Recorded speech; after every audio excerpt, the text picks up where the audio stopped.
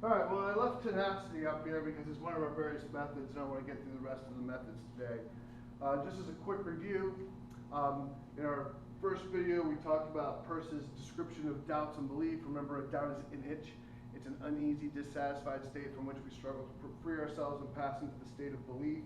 A belief is a calm, satisfactory state, has the nature of a habit, doesn't inspire us to any particular action right now, but does the beliefs that we have do indicate that under certain conditions we will behave in certain ways. You know, like when I'm thirsty, I'll get a drink of water. We talked about the method of tenacity. The inquiry is the struggle to move from a doubt to a belief. Anything you do to scratch that itch, anything you do to pass from doubt into belief counts as inquiry. There are some places in which he says that, like, science is literally anything you do when you're trying to actually figure out the truth. Doesn't matter what your method really is. He's going to say something a little bit different here. He's going to talk about the actual scientific method. But that's kind of a recap of where we were last time.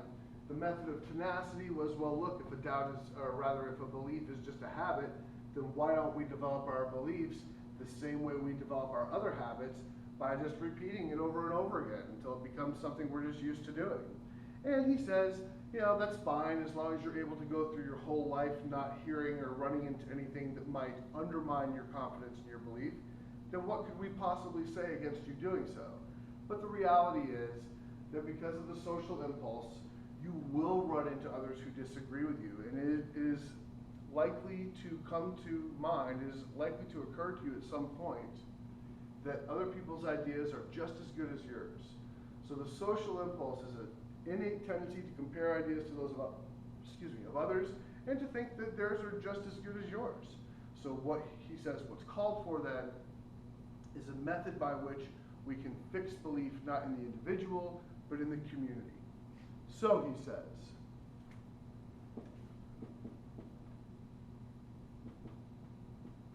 let the will of the state act.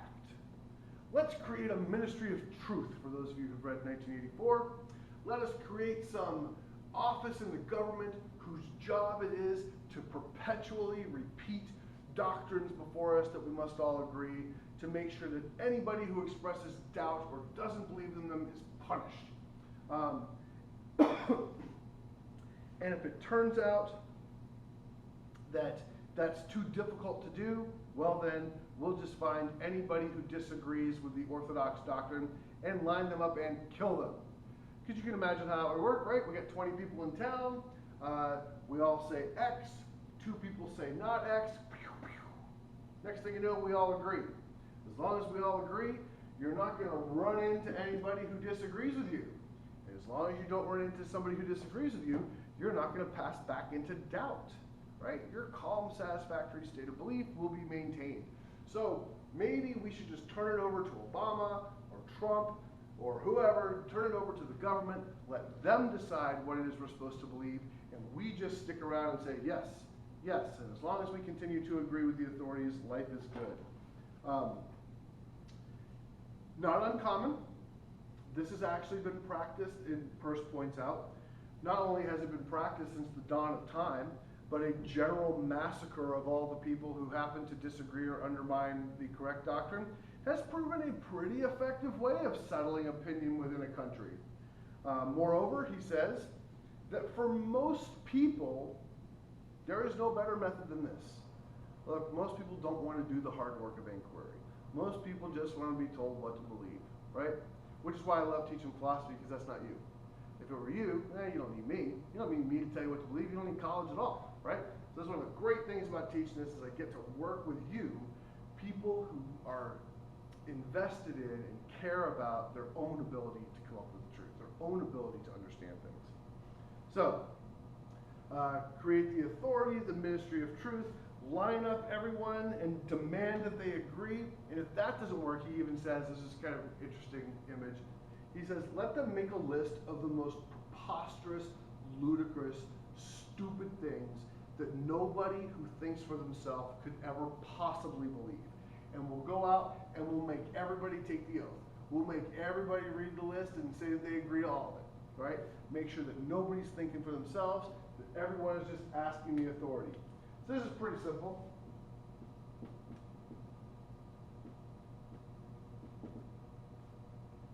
How should I overcome this doubt and pass into the state of belief? Ask Trump. Ask Obama. Ask the authority. Just go ask somebody. Let them tell you what to believe. And as long as we're appealing to the same authority, as long as you and I are both looking this stuff up on the same, Wikipedia or the same encyclopedia or something, we're not going to run into each other with different beliefs. That is, as long as we all perpetually repeat the same doctrines out loud, then when we do run into each other and compare our ideas to each other, they'll be the same. We'll feel confident, right? That won't give us reason to doubt our beliefs. And so on this score, authority has that advantage over tenacity.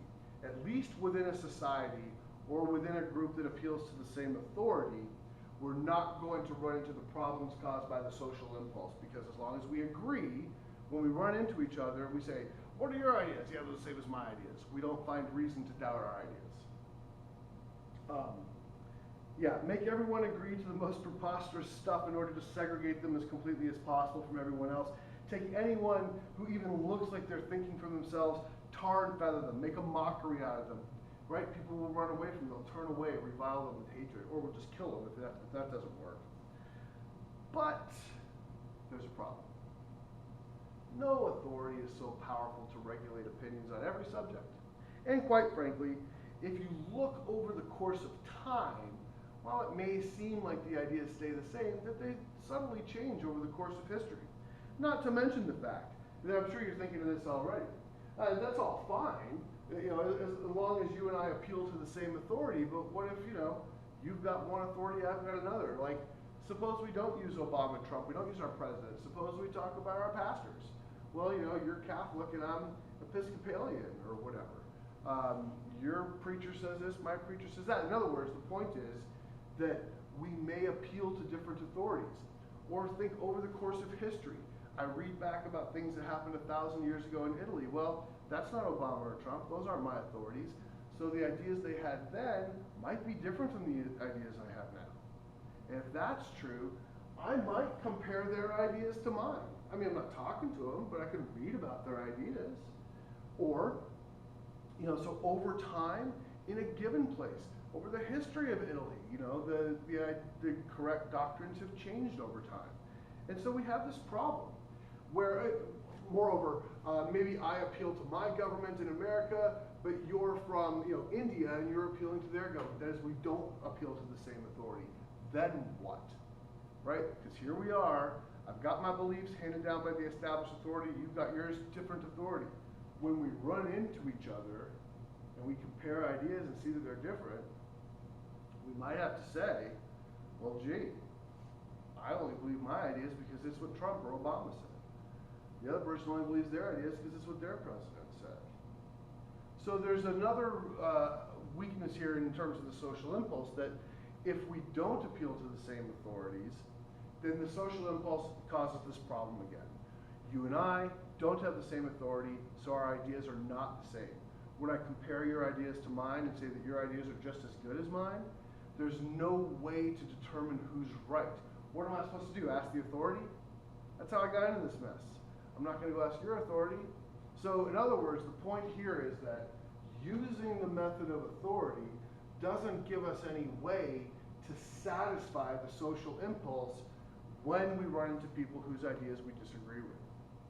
There's no way to decide who's right. I mean, I can kill you and maybe shut you up. And so keep me from running into your ideas again. Perhaps we could do that, but it doesn't give us any way of settling opinion when we have different authorities. The social impulse, my tendency to compare my ideas to yours, you appeal to a different authority. How? That causes doubt within me. And I can't just ask my authority because that's how I got in this mess in the first place. So it's not that the method of authority or tenacity fail because it might give you wrong beliefs. That's not it. Because remember, Peirce says, we don't actually seek truth. We only seek a settled opinion. The most that can be maintained, he says, is that we seek for beliefs that we think are true. But we think all of our beliefs are true. In fact, that's what it is to have a belief, right? A belief is something you think it's true. So the most that can be maintained is that we seek for beliefs that we think to be true, but who cares because we think all of our beliefs are true. Method of tenacity failed because we might run into people who disagree with us. We got the same problem with authority. It may be a little harder to run into people who disagree with us, because we have to live in different countries or read about different historical periods. We're not just going to run into them at the grocery store. But once we do, once we run into someone who appeals to a different authority, this method doesn't give us any way of scratching that itch. And so he gives us another method called the a priori method.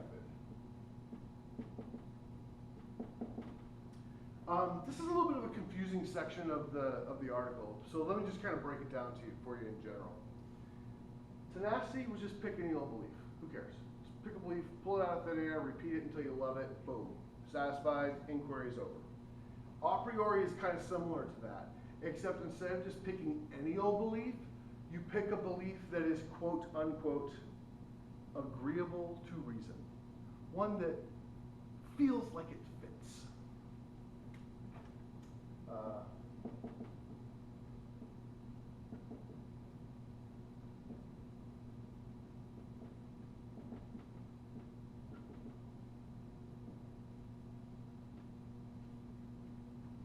And he gives us a couple examples, right? He talks about, I think Kepler and Plato. So Plato had this idea, that the different lengths of string on a guitar make different sounds. Certain sounds are harmonious, and so he just said these ratios are harmonious, and therefore the universe must work like that.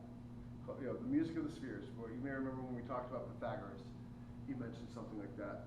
Well, Kepler decided that the spheres of the universe should be proportional to, when you read it in the text, it says the inscribed and circumscribed solids or whatever.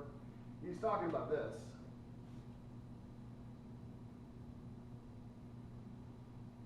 I guess I'll just keep going like that. But you get the idea, that these shapes exist in a certain relationship, and he thought that the heavens should exist in the same relationship, because it just feels good, right? It just feels right. I know this stuff about, in Plato's case, the music. In Kepler's place, this mathematical relationship.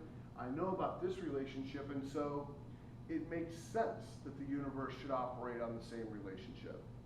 So at least here, you've got this notion of something that is reasonable.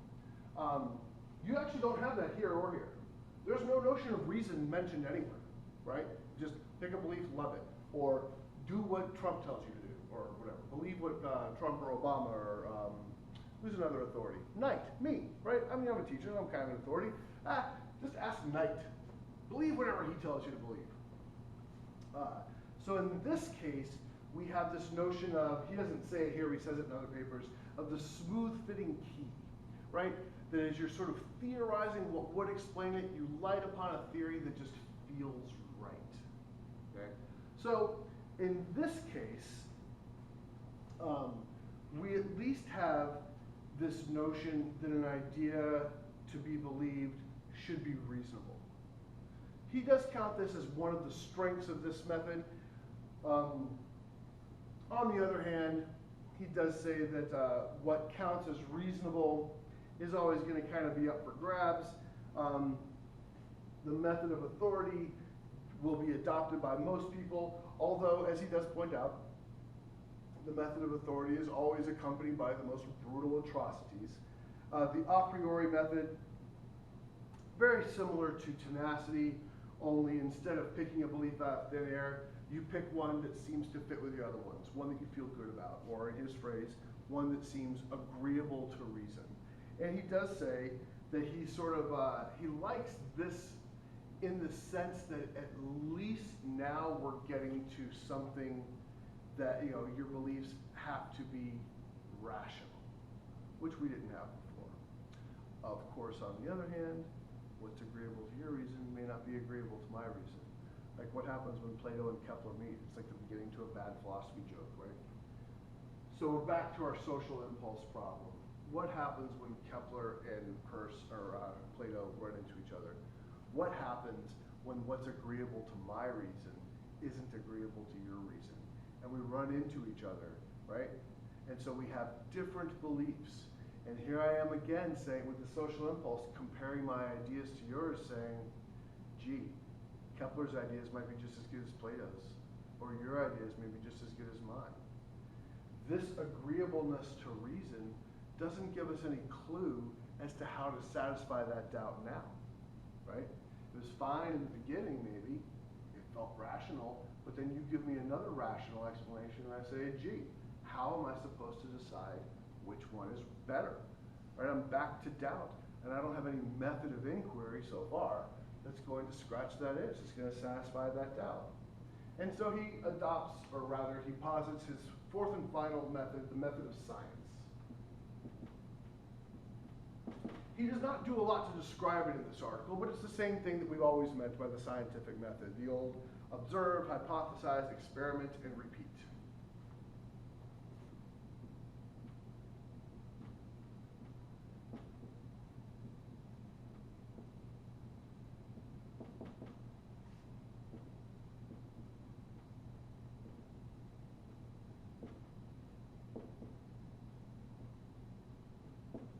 Now, one good thing about this method is that it satisfies the social impulse, right?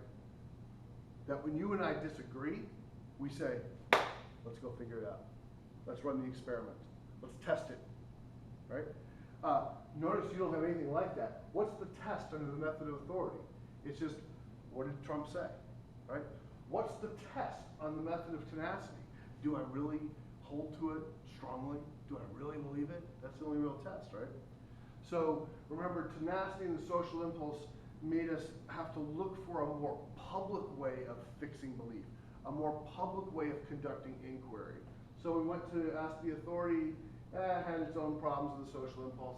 So now here we are, the method of science, to observe, hypothesize, experiment, and do it again and again and again and again and again forever, potentially. That has the advantage of being able to show us that we're wrong. Sometimes that we're right, more often that we're wrong.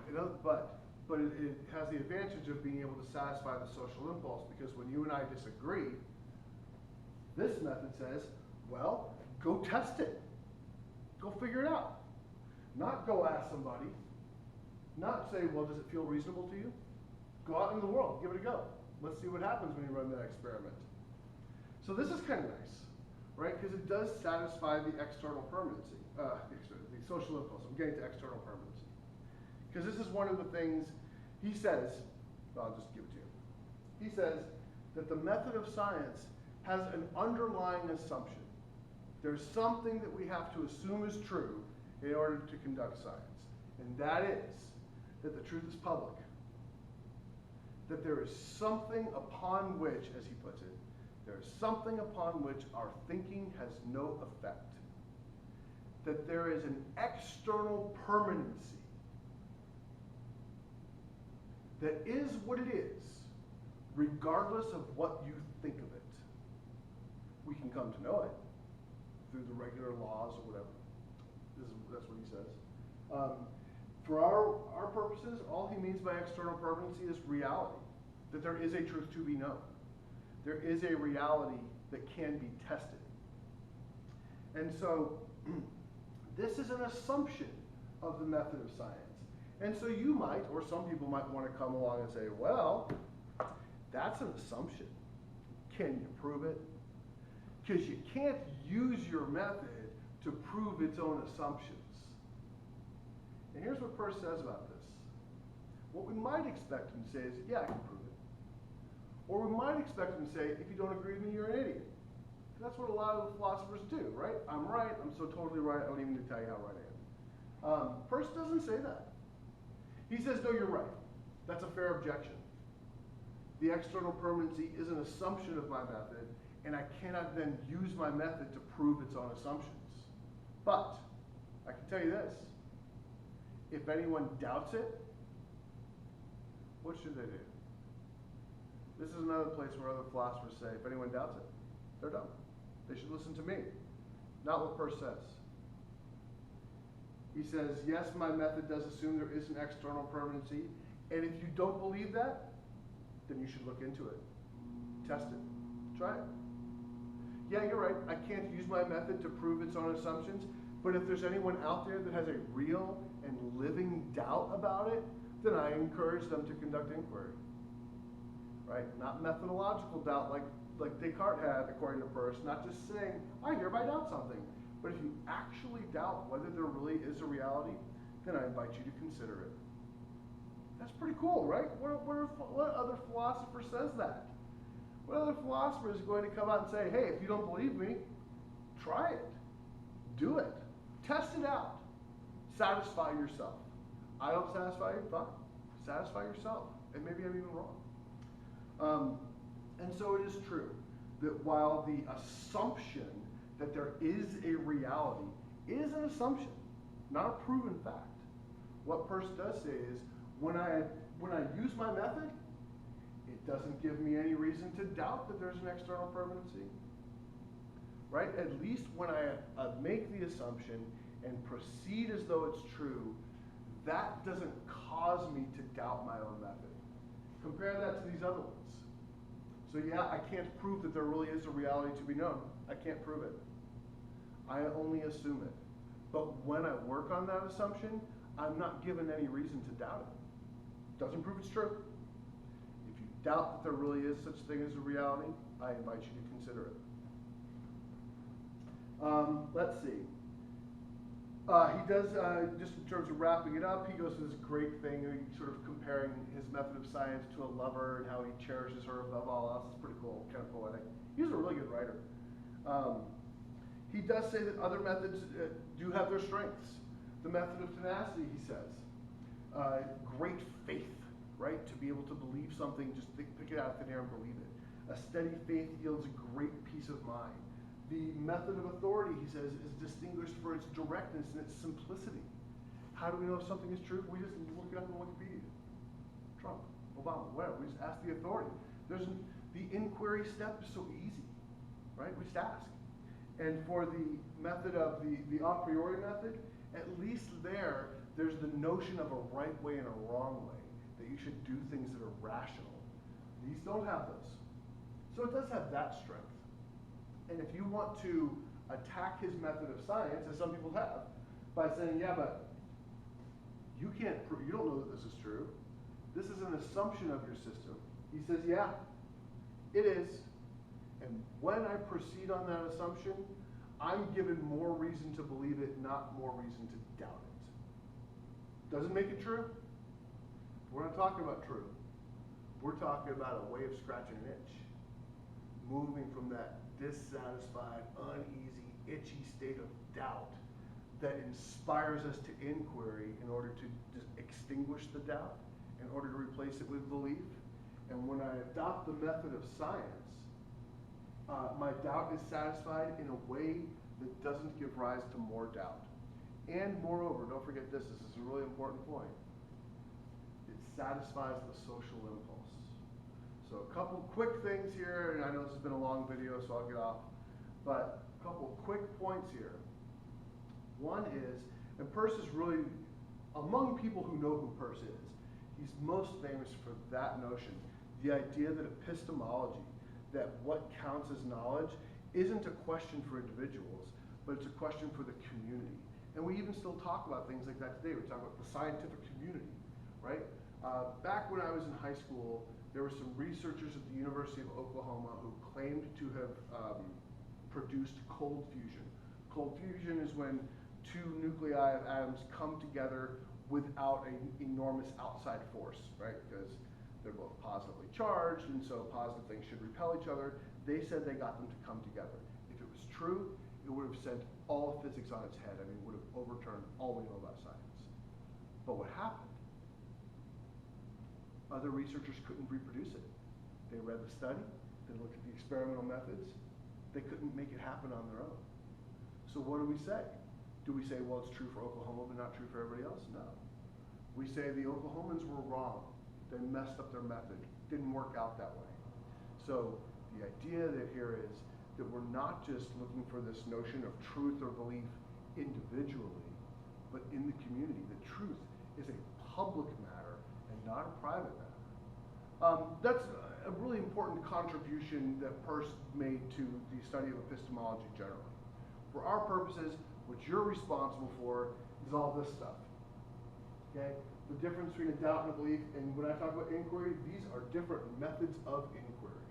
You should know what they are. You got to be able to distinguish them from each other, and their various strengths and weaknesses. And because of all that, not because of all that, but related to all that, you've got to know about the social impulse, because that's one of the things that casts doubt on many of these methods. You should know about the external permanency, and you should know that it's an assumption.